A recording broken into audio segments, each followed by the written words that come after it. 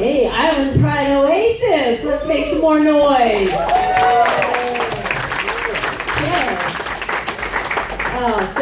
My name is Sandy Bernstein, and I was on season 7, episode 3 of Amazon Video's Comics Watching Comics. Thank you.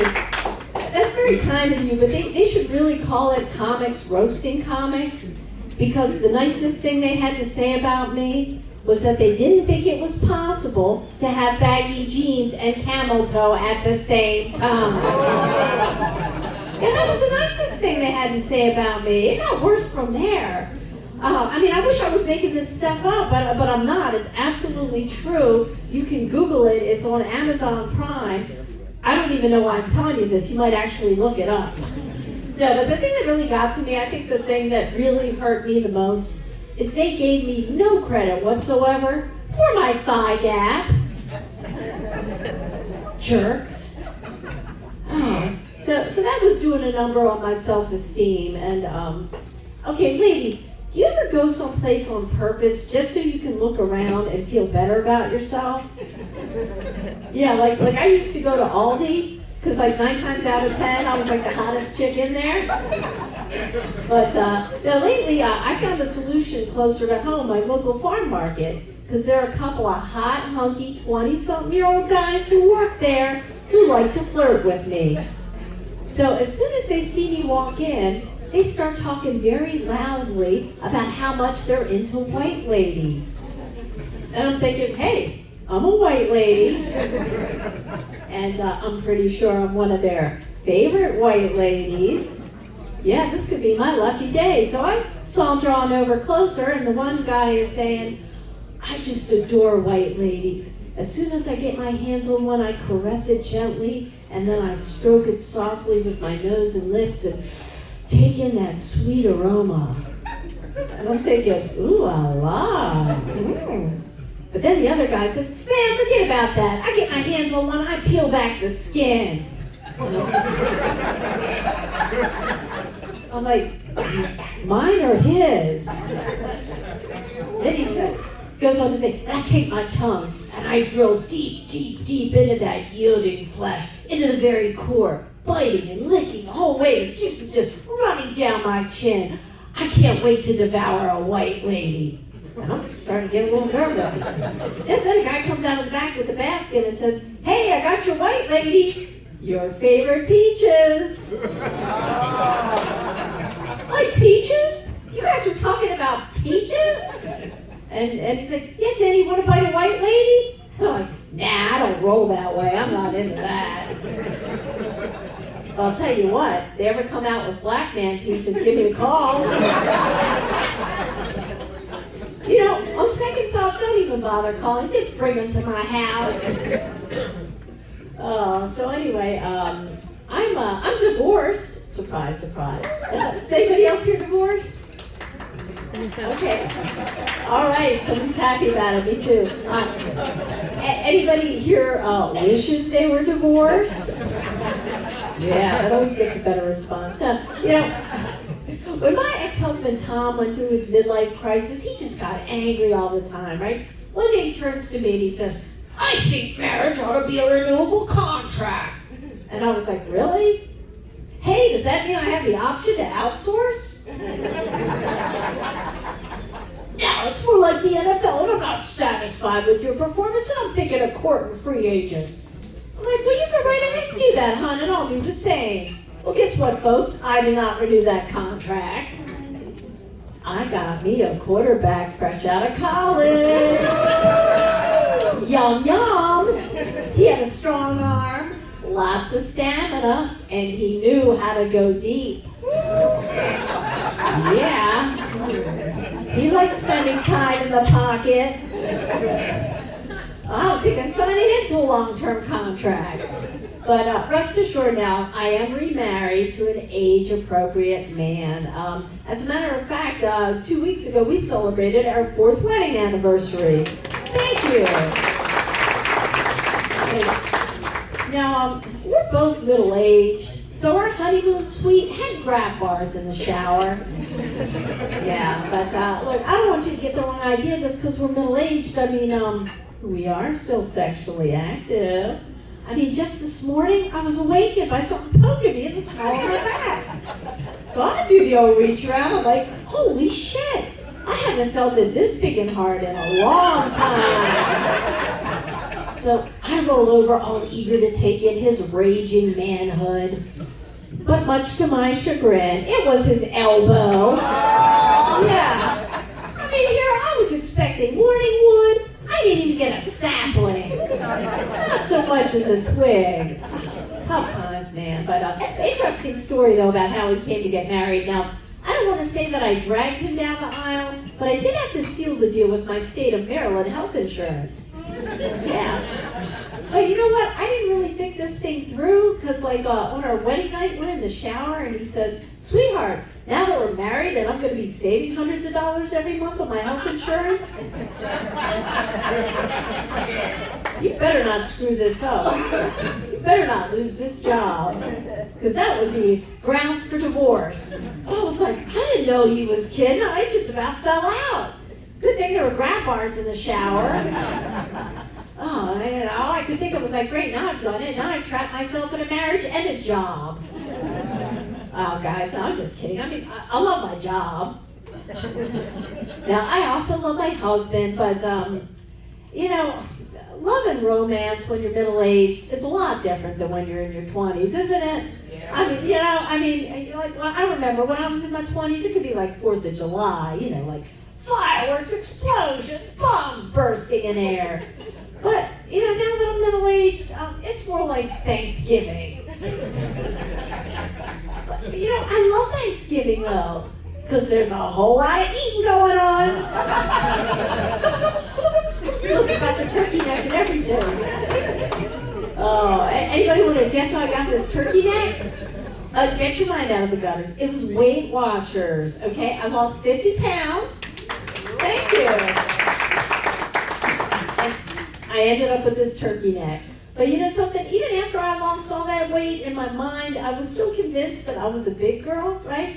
Until one day I happened to be riding the DC Metro, and I was going up the escalator at the DuPont Circle Metro station, and this big guy tried to push past me. And he's like, hey, would you mind moving your skinny ass out of my way? And I'm like, excuse me? What did you just say? I said get out of my way, you skinny ass bitch. And it was like the clouds parted. The angels sang, the trumpets blared, I had finally seen the light. You guys, skinny ass bitch? That was like the nicest thing anybody had ever said to me. So I stripped down buck naked, mounted him, and gave him a big wet kiss. Oh guys, I'm just kidding. I didn't kiss him. But we did just celebrate our 4th wedding anniversary. Oh man, did I mention that my ex-husband's name was Tom? I did, right? Oh, okay, well my ex-husband's name was Tom. Anybody want to guess my current husband's name? Tom, that is correct, also Tom. But you know what? That's really convenient for me because I don't have to worry about yelling out the wrong name during sex. But I'll tell you what, it has confused the hell out of my friends. Now, they're all big fans of the Terminator movies, you know, Arnold Schwarzenegger, right? So get this.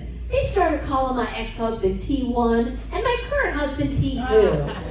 Yeah, and one of them says to me, oh, Sandy, if this doesn't work out with T2, is there going to be a T3? And I'm like, hell no, there's not going to be a T3. If there's a T3, it'll be T3, Rise of the Machines.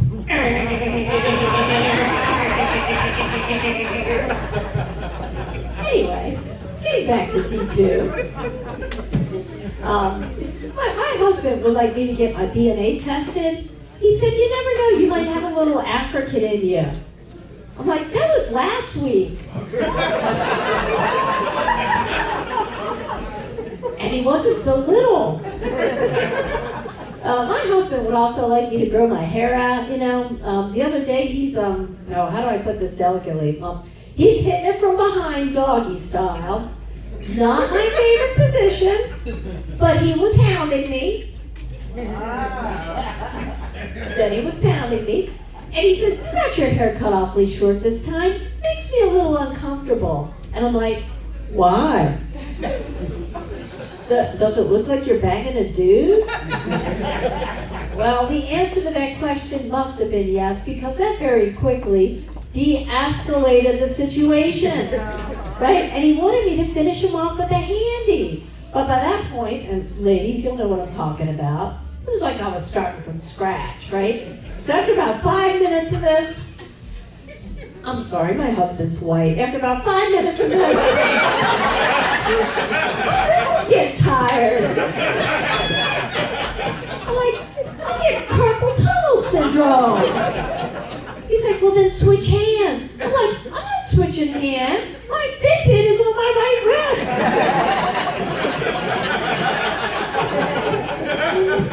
I am not losing steps over this. I mean, why should guys be the only ones who earn steps that way?